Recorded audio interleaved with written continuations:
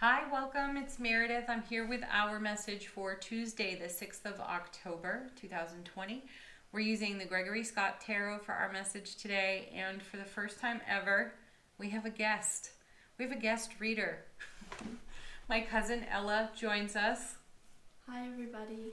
She will be doing the oracle card portion of the reading for us today, so yeah, we'll look forward to it. So let's breeze through these cards so we can get to her. All right, our first card from the bottom of the deck. This is the potential theme unfolding in the day for us. We start out with the Six of Wands. It's a great card. It's all about victory, success, homecoming to the self, and sixes bring balance and harmony. Coming with our six is the Three of Swords. Ooh. I know, that's a card we all cringe over when we turn it over in tarot. However, it is pain, loss, and sorrow of the past. Some of it may be revisiting us today. Though sitting next to our beautiful Six of Wands, it's more reminiscing, hindsight, and getting a perspective for the journey we've traveled. And it's possible too, this Three of Swords is connected to the message that we've had from last week, where we had the influence of another person in our environment, and they have some sort of expectation or anticipation of our potential people-pleasing ways that we've long since come into harmony with. So the pain, loss, and sorrow of the three may be a hindsight reminder for the prior connection we had with that person, and for us it's a bit of a celebration. You know, we notice just how much more hearty and healthy we are, emotionally speaking, spiritually speaking. So our three becomes a bit of a gift for us in the day. And then our next card, oh, that's awesome too, because it's the Four of Swords, a consecutive card to the three, which shows us moving on. And fours, as you know, in tarot are super stable. They give us a great foundation. So here again, we have a sturdy foundation to do the hindsight,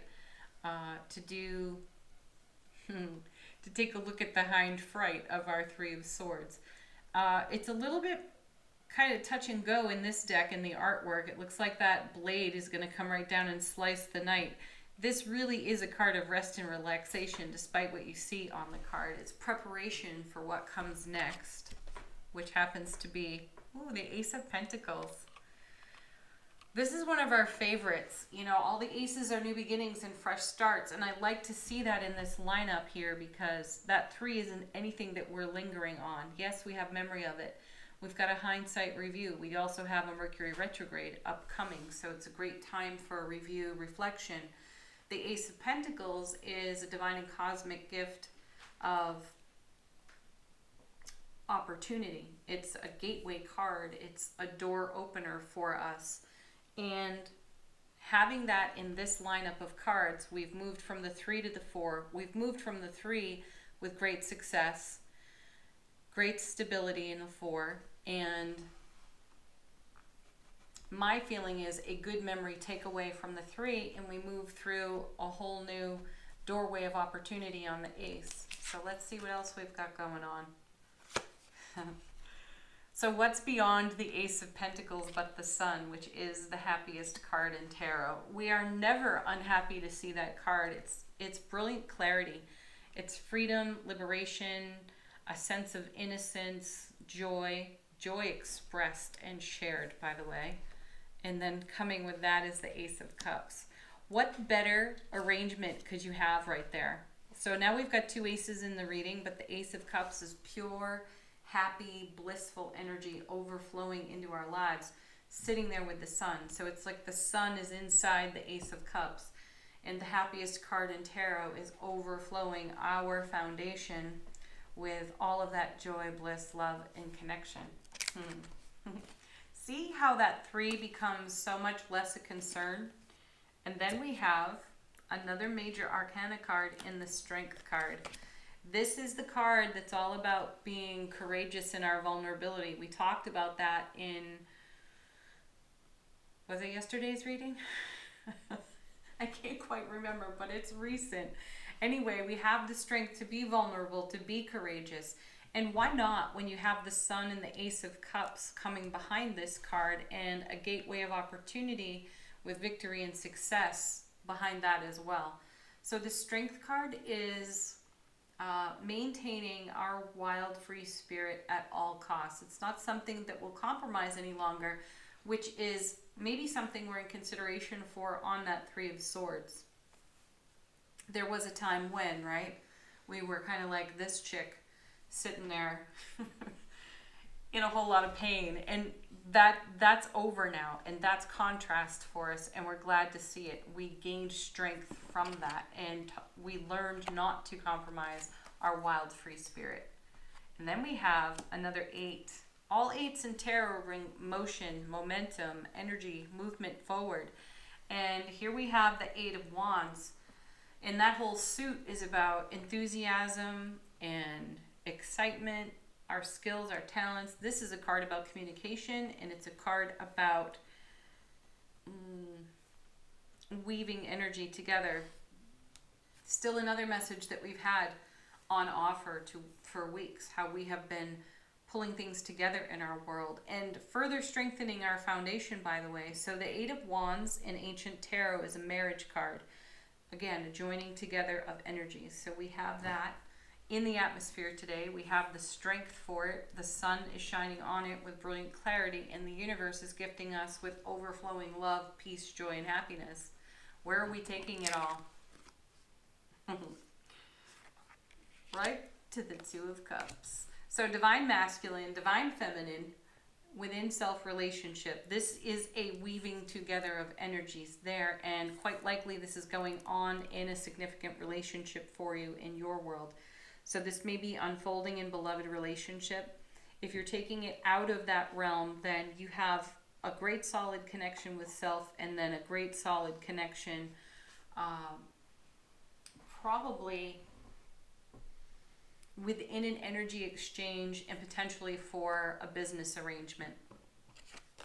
Coming with that, 4 of Wands, I'm going to say it's much more personal, because now we have not only the happiest card in tarot from the major arcana, we have the happiest card in tarot from the minor as well. And it's a 4, so again, super stable. We're being prepared for this quality and caliber of energy that we're seeing in the Sun and the Ace of Cups, because we have the strength for it, and we are able to move swiftly and communicate well in connection with our own selves and everyone else. Now the next 3.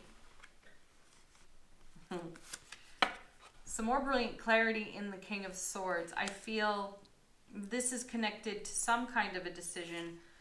Along with that is the Knight of Cups. So the King of Swords is moving decisive energy along with the Knight of Cups. Knights move energy between cards, and then we have the Hanged Man.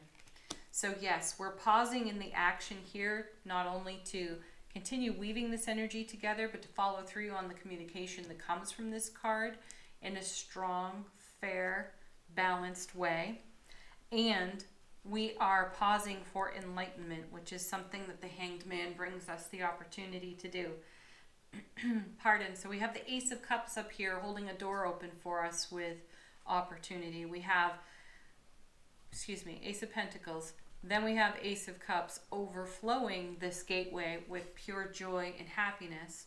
And we have connection, communication, lots of momentum here in the center of the reading, which strengthens our foundation, which gives us even more brilliant clarity. So we have the Sun and the King of Swords to make choice and decision that's in harmony with all of this beautiful energy. So a pause in the action for a little more enlightenment is a wise pause to take.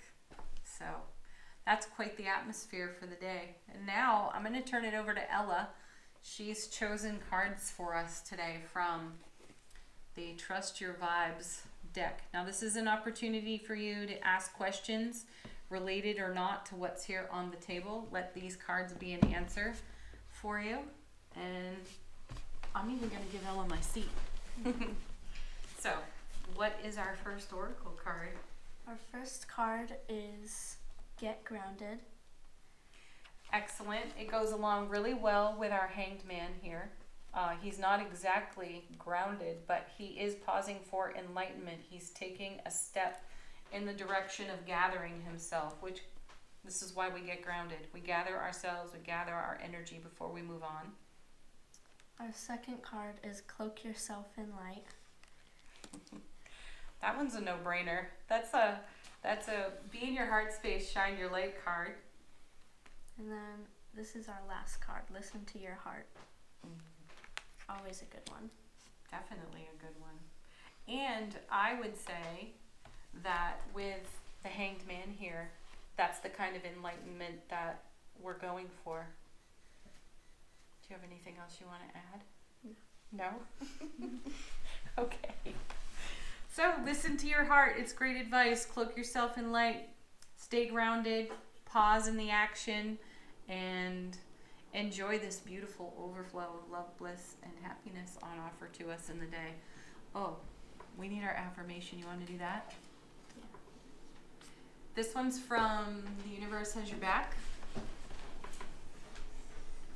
When I accept the love of the universe as my primary teacher, I will always be guided back to the light. I tell you all the time, this deck is a great summary to the reading. And we certainly have lots of light in the reading with the Sun, the Ace of Cups, the Hanged Man. We've got a lot of clarity.